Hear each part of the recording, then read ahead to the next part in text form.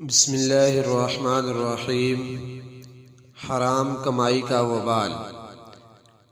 حضرت زید بن ارقم رضی اللہ تعالی عنہ فرماتے ہیں کہ حضرت ابو بکر صدیق رضی اللہ تعالی عنہ کا غلام روزانہ جو کچھ کماتا آتا ہوا اسے کھانے کا سامان لے آتا، کھانا خود تو کھا لیتا مگر حضرت ابوبکر صدیق رضی اللہ تعالی عنہ اس وقت تک کھانا نہیں کھاتے تھے جب تک تصدیق اور تسلی نہیں کر لیتے تھے کہ کہاں سے آیا ہے اور کس طرح سے کمایا ہے۔ ایک دن ایسا اتفاق ہوا کہ آپ کا غلام کھانا لایا مگر آپ نے خلاف معمول بغیر تحقیق اور تسلی کے ایک لقمہ اٹھا کر کھا لیا۔ غلام کہنے لگا، آقا آپ ہمیشہ مجھ سے پوچھ کر کھاتے تھے مگر آج کیا ہوا کہ آپ نے کوئی تحقیق نہیں کی؟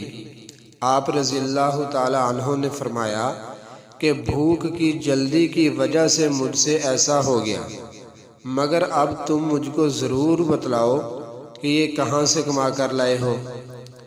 غلام کہنے لگا کہ میں نے جاہلیت کے زمانے میں کچھ لوگوں پر دم کیا تھا، انہوں نے مجھے کچھ دینے کا وعدہ کر رکھا تھا، آج ان کے ہاں شادی کی تقریب دیکھی تو ان کو وہ وعدہ یاد دلایا جس پر انہوں نے مجھے یہ کھانا دے دیا۔ حضرت ابوبکر صدیق رضی اللہ تعالی عنہ یہ سن کر انا للہ و انا الیہ راجعون پڑھنے لگے اور قے کرنے کی کوشش کی، کوئی 100 جتن کیے کہ کسی طرح یہ لقمہ پیٹ سے باہر نکل جائے، مگر بھوکے پیٹ سے ایک لقمہ کی کیا قے ہوتی۔ تکلیف کرتے کرتے چہرے کا رنگ سیاہ اور سبز ہو جاتا مگر قے نہ آئی، حتیٰ کہ بعض لوگوں نے مشورہ دیا کہ پیالہ پانی کا پیو، ہو سکتا ہے اس کی وجہ سے قے آ جائے۔ چنانچہ آپ نے ایک مشک پانی کی منگوائی جسے پی کر آپ رضی اللہ تعالی عنہ قے پر قے کرتے رہے حتیٰ کہ اس لقمے کو باہر نکال ہی دیا۔ لوگوں نے کہا کہ کیا اس ایک لقمے کے لیے اتنی مشقت اٹھائی؟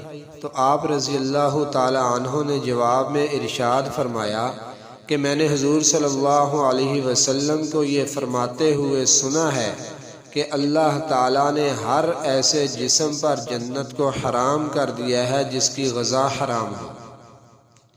ابو لیث سمرقندی رحمہ اللہ فرماتے ہیں کہ جو شخص اپنی کمائی کو پاکیزہ بنانا چاہتا ہے اس کو 5 چیزوں کا خیال کرنا ضروری ہے۔ پہلی یہ ہے کہ کمائی میں لگ کر اللہ پاک کے کسی فرض کو نہ بھول جائے۔ دوسری یہ ہے کہ اپنی کمائی کی خاطر اللہ کی مخلوق میں سے کسی کو تکلیف نہ پہنچائے۔ تیسری یہ ہے کہ کمائی سے اپنی اور اپنے اہل و عیال کی کفالت کرنا مقصود ہو، مال کو بڑھانے یا خزانہ جمع کرنا مقصود نہ ہو۔ چوتھی یہ ہے کہ اپنے آپ کو اپنی طاقت سے بڑھ کر مشقت میں نہ ڈالے۔ اور 5ویں بات یہ ہے کہ روزی کو اللہ کی طرف سے سمجھے اور کام کاج کو محض ایک ذریعہ یقین کرے۔ حضور صلی اللہ علیہ وسلم نے فرمایا، جو شخص گناہ کے طریقے سے مال کماتا ہے پھر اس مال کو صدقہ کر دیتا ہے یا صلہ رحمی میں خرچ کر دیتا ہے یا اللہ کے راستے میں خرچ کر دیتا ہے تو یہ سب کچھ جمع کر کے آگ میں ڈال دیا جاتا ہے۔